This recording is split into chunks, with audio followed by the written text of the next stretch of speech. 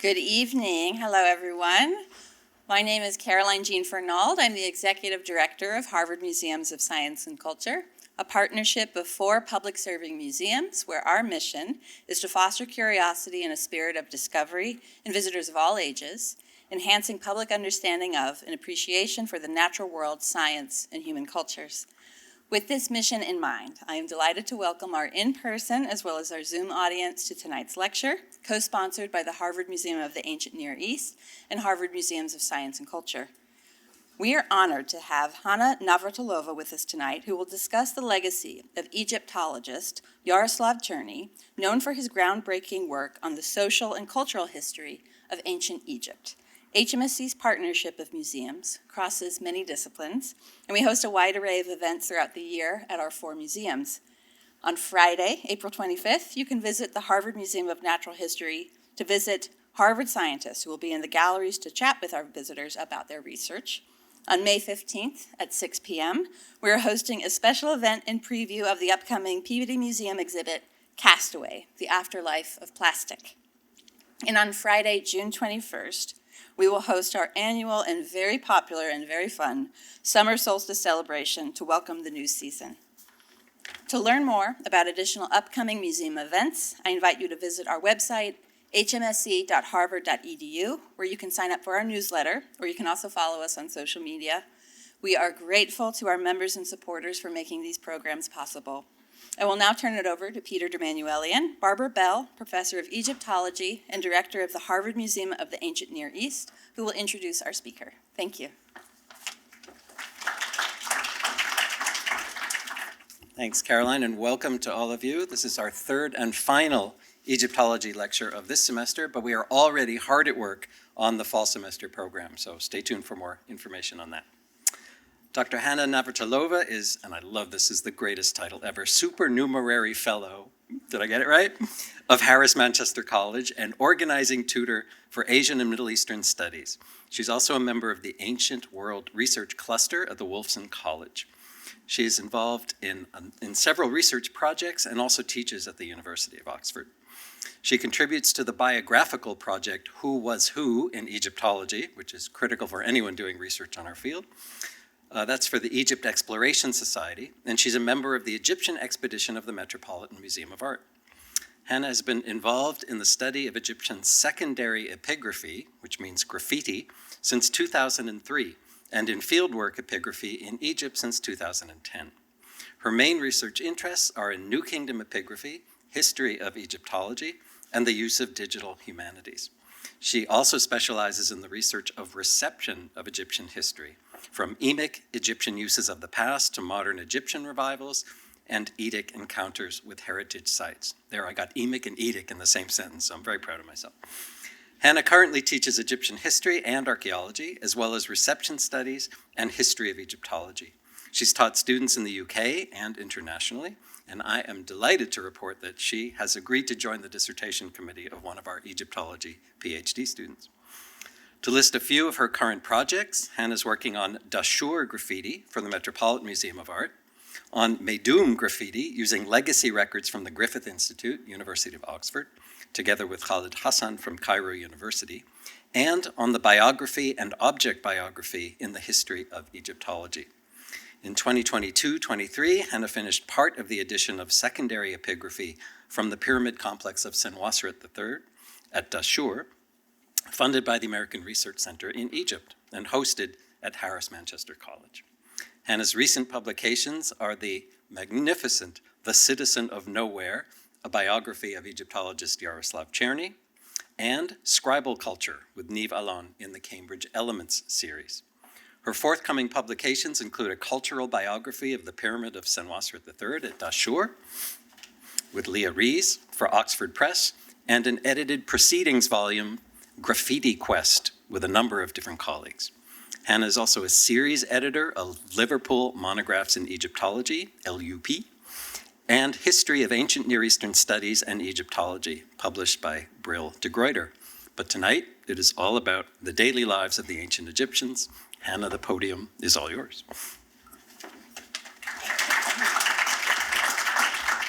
Thank you, Peter. That was incredibly kind. Caroline, Peter, it's an honor to be here, and thank you all online and in this room for coming. I hope you can hear me all right from hopefully both microphones. All good, thank you. So that should have us all set on the technical side. So what is this story about? The daily lives of ancient Egyptian artists. Well, you already know from the description of the lecture that this will be a tale of two journeys. The journey to understand ancient Egyptian artists, people who created the magnificent tombs in the Valley of the Kings and Valley of the Queens. And the second journey will be the one about the man who contributed so much to our chance to know and understand this particular community of ancient Egyptians. So first of all, when you look at the facsimile like this, it's colorful, it's detailed, it's fascinating, and it encapsulates a lot about our fascination with Egyptian objects. We admire them, we see their aesthetics, we consider them objects produced by the ancient Egyptians for a certain purpose, but very often we're just taken with the sheer beauty and colors. And that's also how collecting started, how objects started to come into museums. People looked at paintings, at statues. People traveled to Egypt and admired the monuments and the tombs. But did they think about whose hands it were that created all these beautiful things?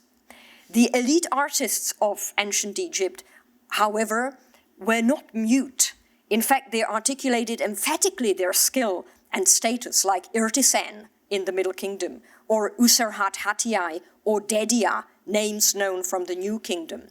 And indeed, it is the New Kingdom that produced a unique resource for us to understand the lives and work, but also the homes, workplaces, even families and concerns and interests of these artists. And that is the village of Deir el-Medina. So what is Deir el-Medina most intimately connected with? If I can convince, yes, I can convince it to move.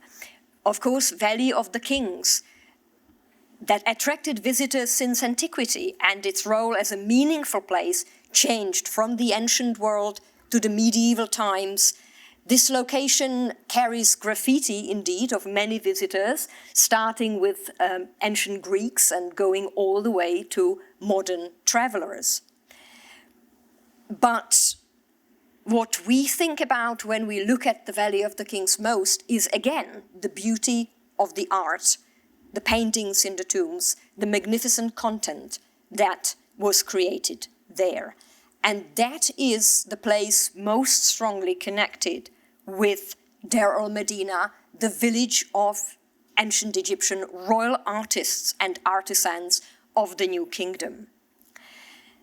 And their daily lives were uncovered gradually by a big team of Egyptologists over more than a century. But a lion's share of what we came to know about Deir el-Medina, about people whose hands created the Valley of the Kings, the lion's share of that work 100 years ago belongs to this man, Jaroslav Černý. So what I would like to do today for us is to take us on this double journey, to meet the Egyptians, to see how we came to change our understanding of what ancient Egyptian history can be about, from kings to artists, and also to meet Jaroslav Černý on his journey that began in the 1920s, and his first trip to Egypt happened in 1925, so almost exactly 100 years ago. So we will see the rediscovery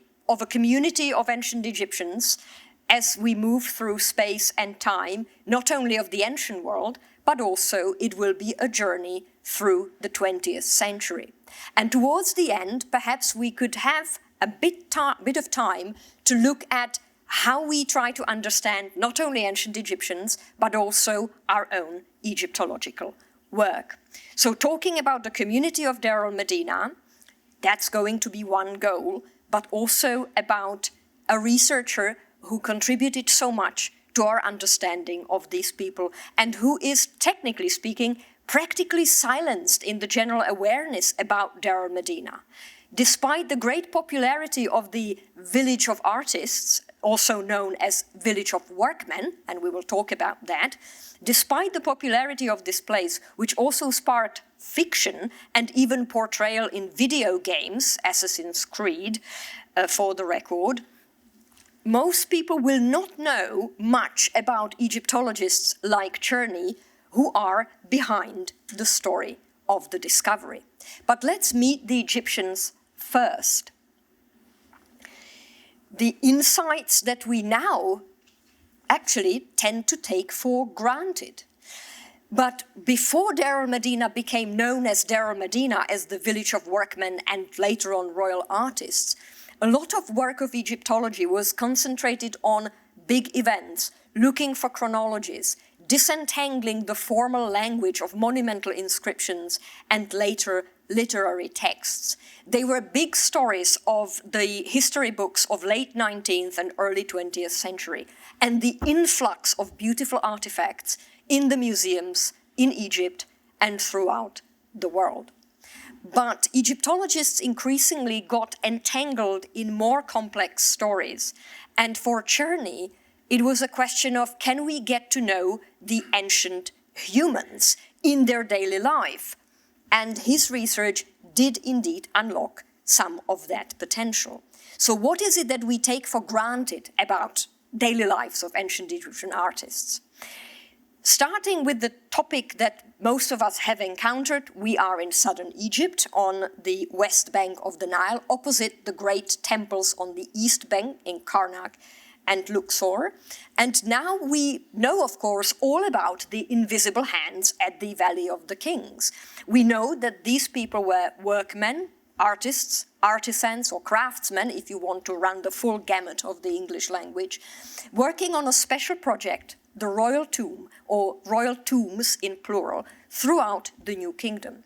We now also understand that their community was not static, it was dynamic, it changed throughout the centuries between the 16th to the 12th century BCE, throughout the New Kingdom. What we know about the 18th dynasty royal tombs is that they were complex in the message that they were delivering. They were the resting place of the king, and they were also the place that encapsulated the king's eternal journey to rejuvenate and live again. But they were small spaces, and their decoration was more about the text than about the image, especially in the early 18th dynasty. So it's almost like you rolled a papyrus on the walls of the tomb, if you want. Less colorful, more schematic. And interestingly, the community of workmen and artists producing these tombs left much less written evidence that we can lay our hands on. We don't get as many ostraca, we don't find as many papyri, and importantly also, because ostraca and papyri may get lost or destroyed, we don't see as many graffiti along the pathways in the Theban mountain, along all those cliffs where the pathways connected the settlement of the workmen to their workplace in Valley of the Kings. They left many, many inscriptions with their names, their titles, their devotional concerns. But 18th dynasty doesn't produce as much of any of these sources. They write less. Ramesside period changes in terms of what they were producing, what they were working on, as well as how they presented as a community.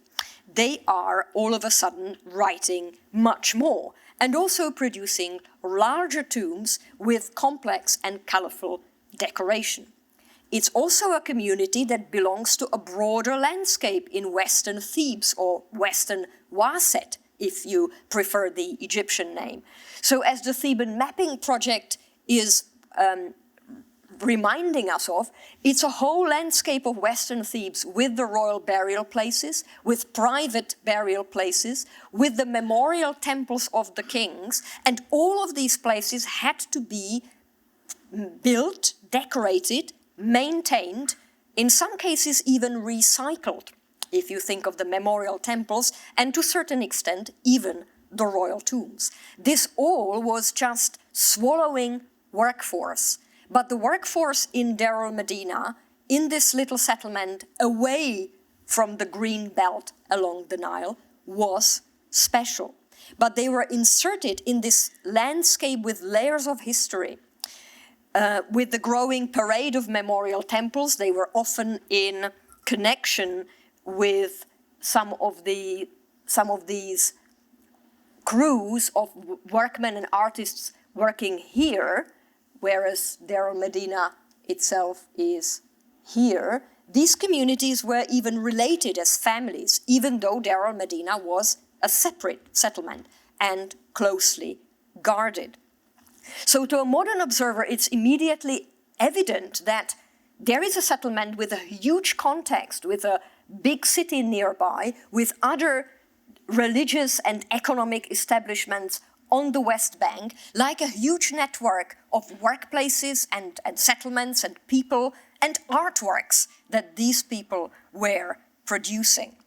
So to us, Deir el-Medina is, in key phrases, a place where workmen and craftsmen and artists created these magnificent tombs, but they also left a lot of written history, written culture in their village. We have their village, we can follow their footsteps, documented especially in the Ramesside material, especially on the potsherds and limestone fragments inscribed with hieratic and known as ostraca. And the testimony of those ostraca we just seem to take for granted, even though it tells us a lot about the exceptional rate of literacy in this community, about the literary texts they wrote and read, including the famous Satire of the Trades, where the scribe is the most elevated job, and these people were not scribes for most part. They had scribes as administrators of their community, but they were titled themselves as draftsmen or painters, and yet they see themselves as elite, as exceptional, and they read and write these texts that mention literacy and being a scribe as the most elevated work in the country. And we're used to this wealth of resources and the ease with which we can combine the texts and the archaeology to produce a comprehensive view of this Egyptian New Kingdom community. The image is, of course, deceptive. This settlement is a settlement of privileged people. If we call it a village, in a way that is giving a sense of a rural community. They were very far from that. Even though the families of these workmen and artists were occasionally involved in some agricultural ownership and work, the community itself was paid for artwork. The men were the main breadwinners, and they were paid for artwork in the royal service. So a very unusual campus, if you want, of artists and intellectuals. They're not the only place in Egypt that provides us with insight into exceptional communities in royal employ. We can find examples in the Middle Kingdom Lahoun. We can find New Kingdom examples in Amarna. And indeed, if we should go, as we should, deeper in Egyptian history, there are the settlements of the pyramid builders for the Old Kingdom.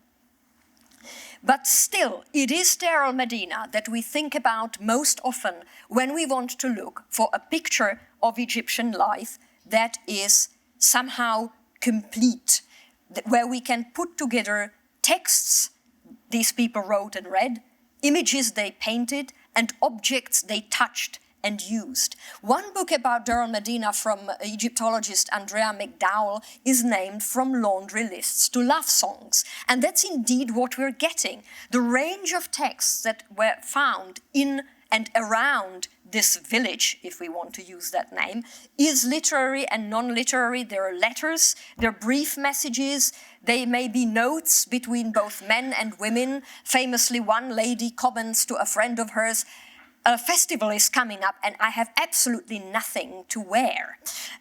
So we get a sense that goes from minutiae of administrative organization, as in how many people do we need to start hewing a new royal tomb, to what shall I wear for a festival. And we get the objects too. We get wonderful painted pottery they used. We get ostraca they used for their artistic training. We get furniture and caskets their hands touched. Some of them might have been made and painted for funerary use only, but some of them also served in daily life.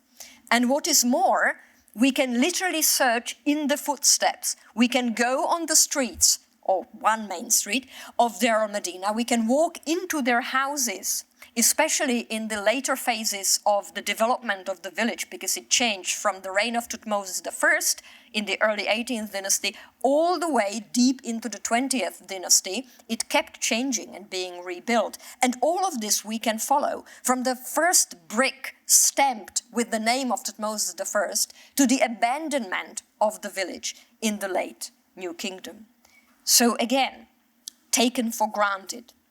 We take for granted the access to a large volume of comprehensive information. We have the access points to explore their religion, like this beautiful image of Amenhotep I, the legendary patron and founder of the community, who was venerated by the workmen. We can explore their social life. We can follow their family quarrels, their divorces, their material culture, their furniture, anything you name, any moment, any point in the kaleidoscope of a material and intellectual and even emotional life of these ancient people in the New Kingdom. That comes from the texts and objects and also understanding of the location and landscape of Deir el-Medina. But 100 years ago, historically, that's a very short while, the situation was very different. So I'll now take you to fall to winter 1925. Young Egyptologist who doesn't have any Egyptological job. He works as a bank clerk. He's an accountant, essentially. Arrives to Deir el-Medina. He comes from a country most people not necessarily know about, Czechoslovakia, only founded in 1918. He is privately funded as essentially what nowadays would be termed as an independent researcher, and he has a research project.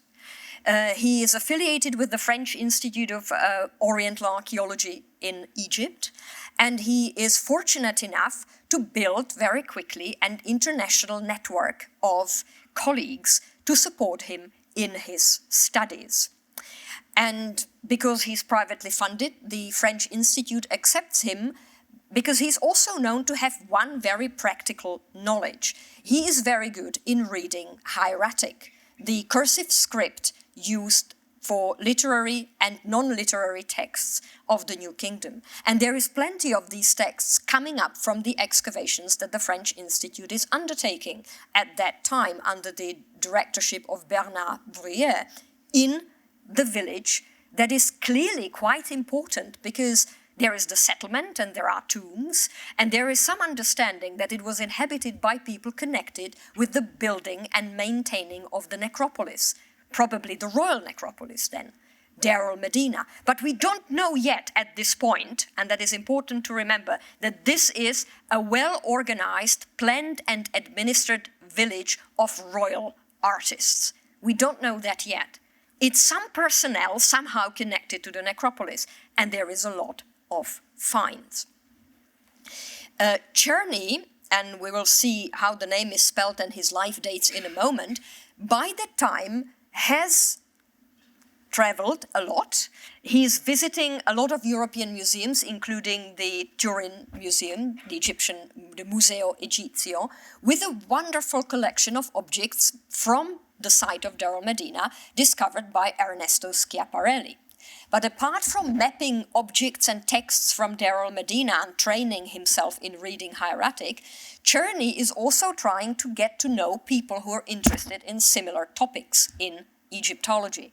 One of them being Thomas Eric Piet here in his wartime uniform. And very quickly, Černý, in 1925, forms a research plan that he communicates to his professor at the Charles University in Prague, with whom he studied ancient history and also classical philology and some rudiments of Egyptology. So he thinks there is a unique opportunity on the west bank of the Nile opposite Luxor. So what he wanted to do is to map the tombs in the Valley of the Kings and also Queens, to map the graffiti around that area, to understand the chronology of the New Kingdom, hence he wanted to copy the calendar in Medinet Habu, and also to get to know, to analyze all the hieratic finds of the French Institute. And what he also highlighted, he took hieratic documents from this interesting site as a guiding point, as a compass point.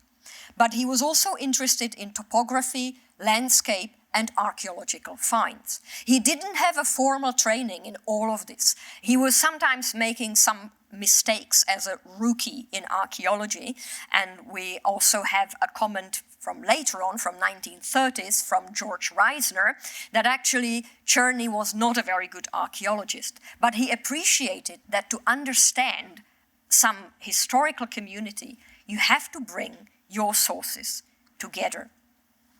So in 1925, he's formed a research plan, commenting on landscape, architecture, and archaeology, looking at this site, this is a more modern view, and also following in footsteps of yet another researcher, Willem Spiegelberg, who is better known for his studies in Demotic and Coptic, but also was interested in the workmen in Western Thebes, without connecting these workmen with the site of Deir el-Medina specifically. And Spiegelberg noted that in the collections of the world, many texts were coming up with notes about people who lived somewhere and worked on the tombs and evidently were paid and must have had a settlement and had a work organization and had some gangs or work groups, if you want, and had an administration with a scribe, a royal employee at its helm,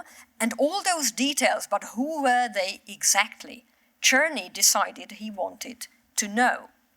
And his first months and years in Deir el-Medina were taken up with trying to soak in as much information as possible about the place, about the texts, and about the archaeology of it. He was taking photographs, also showing the ongoing excavation. He was studying the notes of his head of the mission, Bernard Brière.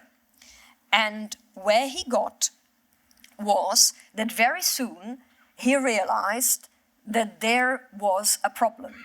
This place, Deir el-Medina, was considered possibly a settlement of necropolis priests, but that didn't tally with the finds that he was now noticing, that Spiegelberg was noticing before him, but not connecting them with the specific archaeological site of Deir el-Medina.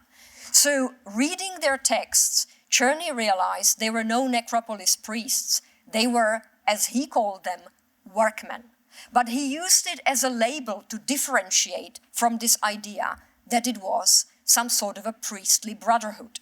He wanted to make sure that they were seen as professionals deeply involved in architecture and decoration of the tombs. And quickly he came to understand that the specific location of the settlement and the organization, including the careful control of the place, meant one thing, that they were connected with the Valley of the Kings.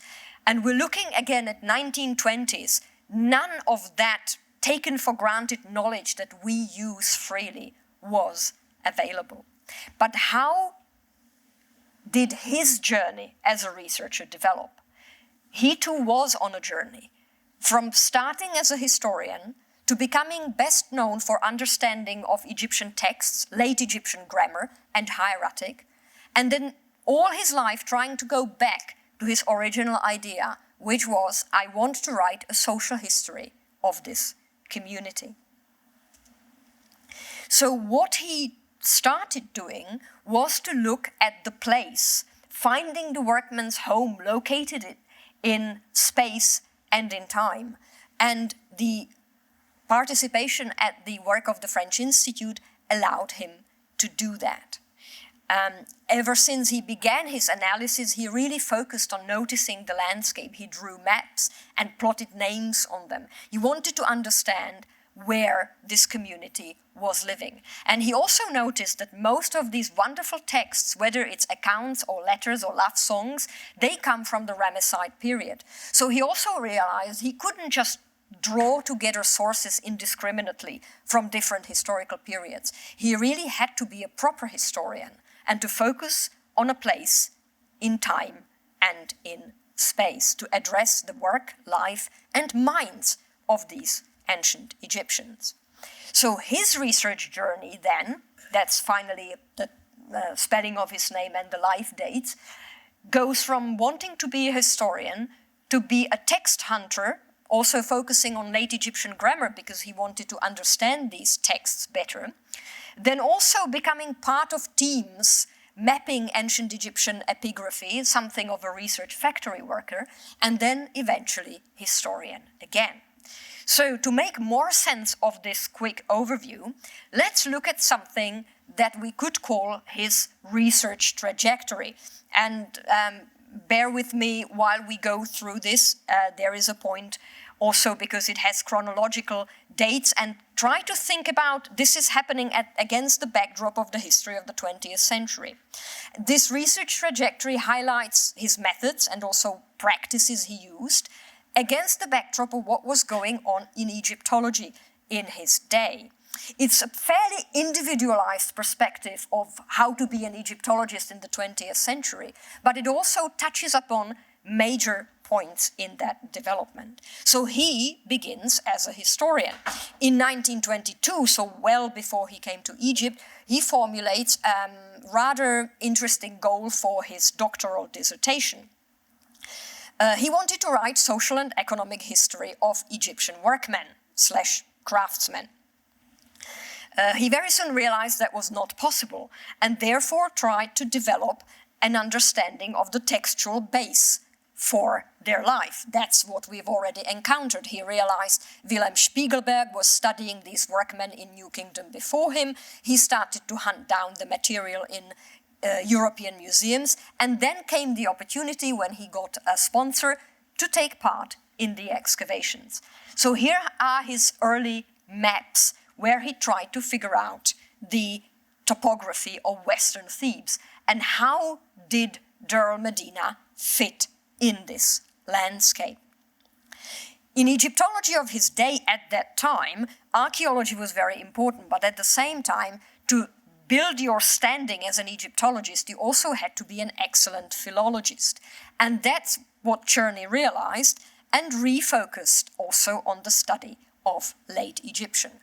By combining these interests, he then, by 1928, clearly identified, pulling the strands together, that all these texts about New Kingdom workmen/craftsmen in Western Thebes are mostly connected with a community that specifically lived at the archaeological site of Deir el-Medina, and it was not any random settlement, but also that it was a settlement of the royal workmen, and most that he was able to understand about it came, as we now know, from the Ramesside period.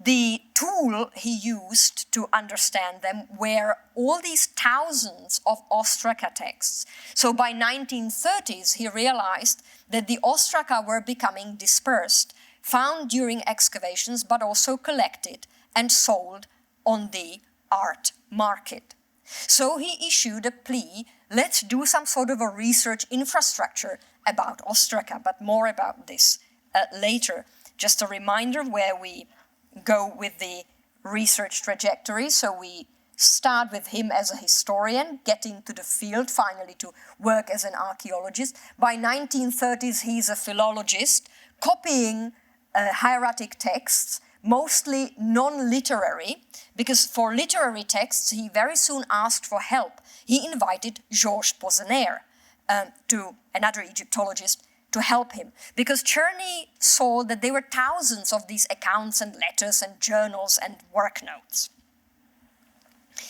And this is how they look like, these ostraca, these seemingly unprepossessing pieces with various things here, such as a judiciary document, maybe a draft, because it's in red ink, but very neat. Various administrative notes here, and even a fragment of something that could be a love poem with this little red gerech mark, which is considered a divider between stanzas in ancient Egyptian poetry. So Černý turns into a text hunter, and he also gets in touch with another prolific text hunter and an establishment figure of world and British Egyptology, Ellen Gardiner. So Černý maps also graffiti, he maps ostraca, he issues a call for a world research infrastructure mapping ostraca across the world museums. This call he issues in unison with a big figure of Belgian and international Egyptology, Jean Capart, who then builds a sort of a center for Egyptological research, an international node in the network of Egyptologists in Brussels. And Černý thinks, well, what about Capart then helping me setting up the research infrastructure for ostraca? Now, this role of a text hunter for Černý gets a life of its own.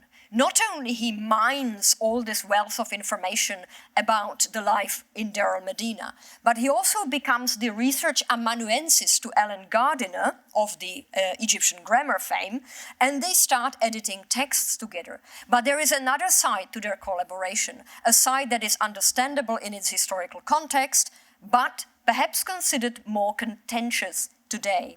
Černý becomes a buyer. He tours the art dealers in Egypt and buys papyri and ostraca for Gardiner and organizes their export out of Egypt.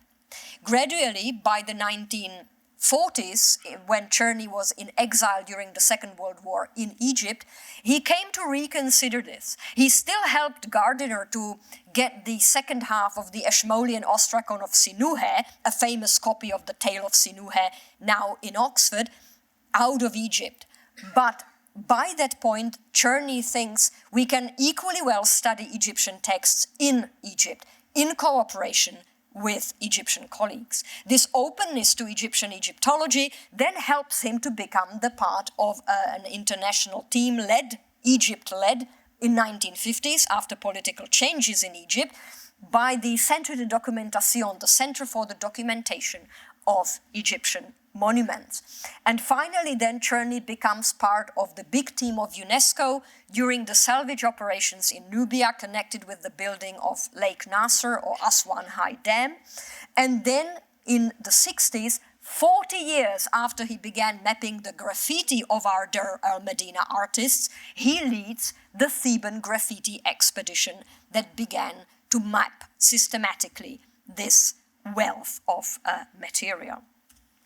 So that is quite some variety in his research trajectory, where we go from sort of a bit of a maverick project to teamwork, to thinking about research infrastructures in 1930s, to 40s, 50s, and 60s, when he becomes part of the research factories, big teams working in Egypt. And this is also a trajectory that is not uninteresting for Egyptology as a whole. It is not a question of lone researchers and explorers. It's always a teamwork, but it's more pronounced teamwork throughout the 20th century. Černý also has to spend a lot of time on being a grammarian, particularly interested in late Egyptian. That is the phase of Egyptian language used in Deir el-Medina.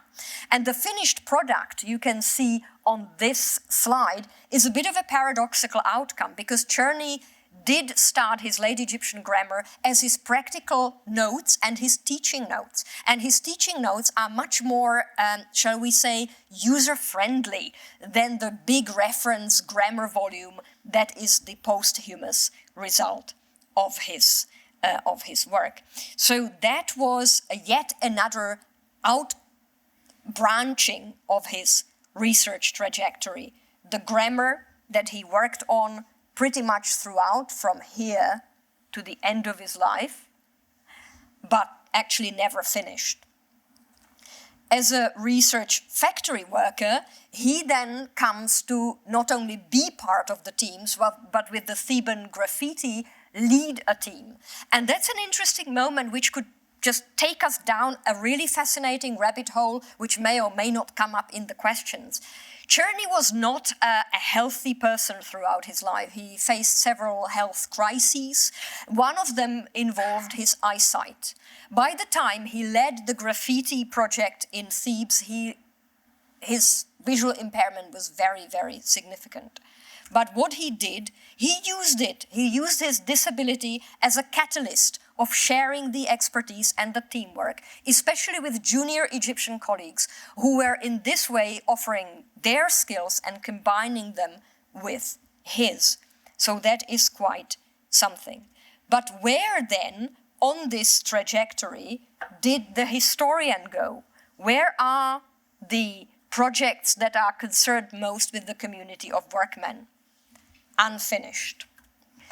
Historian, again, that's what he thought by the late 1960s. He developed a project for over 30 years as a 3-volume book plan about the organization, the work in the Valley of the Kings, but also, importantly, the daily life of the workmen. He also had a great support from his colleagues and also from his wife, philologist Marie Sargent. Here they are on the trip to Nubia.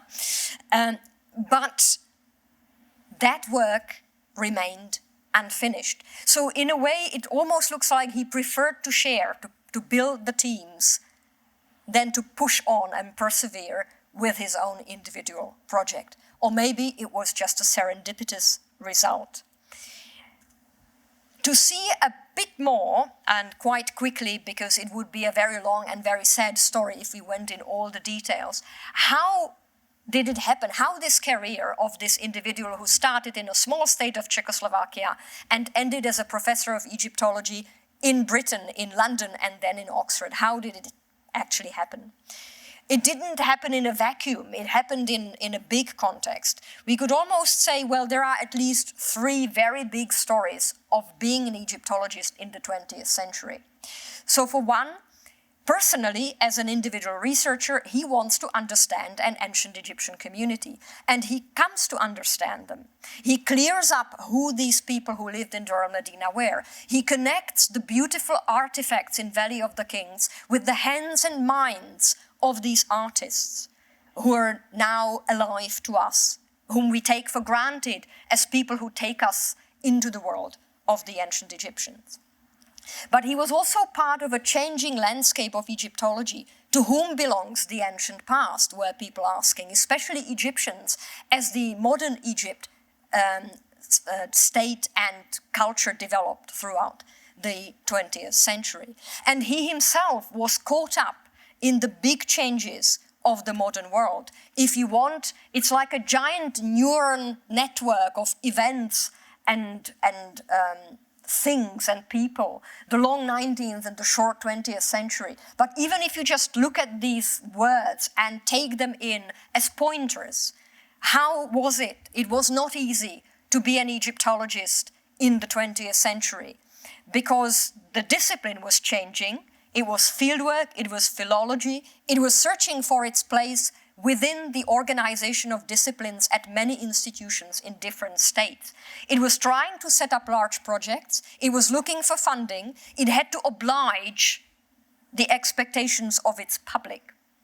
But it also came to understand its own genealogies of knowledge and the fact how important it is to do research with some sense of justice to the cultures and to the places where and with whom we do the research. Černý himself was not reflecting on these things. We are in History of Egyptology. What is Egyptology? Is it an imported discipline in Egypt, or is it actually a transnational, global intellectual project where different groups of people take part, and sometimes one group controls the project more than others?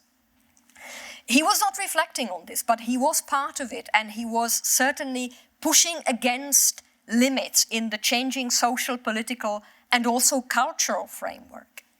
So when it comes to big history of the 20th century, like this allegorical painting, history has a very unsettling gaze and a very sharp sword. And in the 20th century, we are following a lot of change, particularly in modern Egypt. And all of those changes impact Egyptology. And Černý was one of the people who are trying to find their way through them. So history has an unsettling gaze, and we do need to understand the past in this way on its own terms. And yet we are also constantly drawn to it as a repository of meaning and of stories. And in that sense, the individual stories, including of Egyptologists, are very, very poignant, and they draw our attention. But this person was an individual in a network of other people and of institutions. He was basically running several academic careers in several countries as an independent researcher and finally as an employee of big institutions and even of transnational projects like UNESCO. It was like overlapping networks, and most of all, that's why I gave the book the name The Citizen of Nowhere. He was a transnational individual, very irreducible to any simple formula. So if we try to sum up a life, we could go about it like this: run very quickly through his career and take it from his young years in this wonderful sailor costume. He was about 2 years old on that image, all the way to the venerable academic at the end. This is 1967, when he visited Prague, his city of studies, for the last time, in the thaw, when the Cold War looked like it might be thawing before the Prague Spring. He even thought about returning to Czechoslovakia, but of course the Soviet invasion of Czechoslovakia in 1968 very quickly put paid to this, and he finished his days in Oxford. He also went through a lot of change in his life. It was a huge technological change. He traveled by all these means of transport, but from the propeller plane we went to jet planes, of course. The trains looked different by the end of his life, and so did the ships. It was, again, like Deir el-Medina, we take all of this for granted, but it was a big change. In 1898, Queen Victoria was alive. 1970, the year of his death, Beatles disintegrated as a band. So that's quite an arc. So how do we make sense of all of this? The voice of the archives here, as expected, comes to play a big role, and particularly the voice of letters. I borrowed this cartoon from another project, which is the Cultures of Knowledge, about correspondence of intellectuals in the early modern era, so 16th to 18th century. But the letter catchers cartoon really, for me, captures how important it is to catch letters, but also how difficult. And because we're about to finish, I would like to leave you with some paradoxes of trying to write a life of an Egyptologist, especially using letters. In a way, it's deceptively personal. It's the mind alone that you seem to touch. But at the same time, as Timothy Snyder reminds us, we have the tendency to look at words and we don't see them in their original situation, in their context.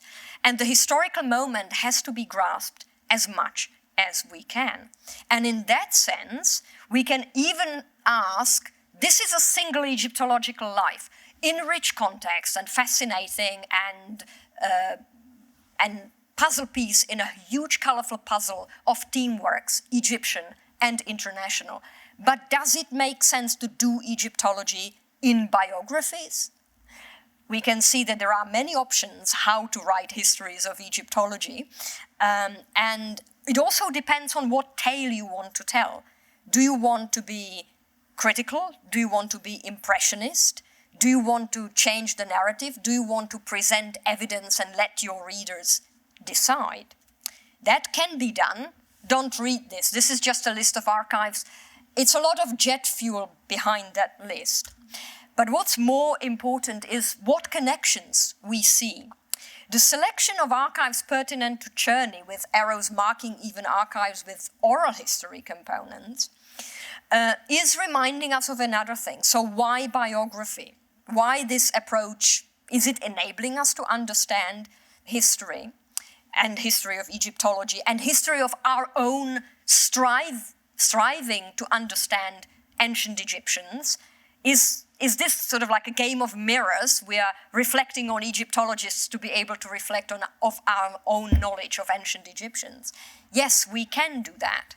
And we do that with a realization of our own context as we go and understand Černý, or try to. Then we are reminded, this is us, this is the unreflected side of our own work that is interesting, tantalizing, sometimes very, very difficult, but important. It's a realization of one's own context, but also, if you want, the responsibility that we have as historians, whether we're talking about ancient Egyptians or Egyptologists. However, when it comes to biographies, you can't avoid them getting personal. This is a shot of a former Radcliffe infirmary. It used to be the John Radcliffe Hospital in central Oxford. It's now moved to a new place, and these buildings have a different role. This is St. Luke's Chapel, the chapel of the original hospital. In 2021, I was finishing the Citizen of Nowhere, but it was also the COVID pandemic, and a lot of people, we were drafted in a bit of a paramedical role of running the COVID tests for our colleagues within the university. So if anybody needs a COVID test, I can still administer one. But you probably don't. We probably all want to forget. But it was a strange moment. When I first walked into that chapel, I don't know whether Černý was ever laid out there, but I know he was pronounced dead in that hospital. And it all of a sudden became somehow very personal. It was footsteps, but in a different manner. But let's have the Egyptians have the last word. Let's return to el-Medina, studied by the French Institute, opened up by Černý and his colleagues, by Egyptian and international teams. Around this site and around its collections, teams congregate that speak several languages and that represent different scholarly traditions. It's a place of meetings, a node in a large scholarly network, to which Černý contributed. And that perhaps may be his main legacy, the ability to link, to build these connections. And when we are thinking, why did he spend so much time talking to colleagues instead of finishing his magnum opus about the workmen of el-Medina? Well, this may be the answer. If you want the official British term for it, we could call him a clubbable man. But I think it's more than the conventional clubbability. It's the understanding that Egyptology, difficult and complicated as it can be, is a global project. Thank you.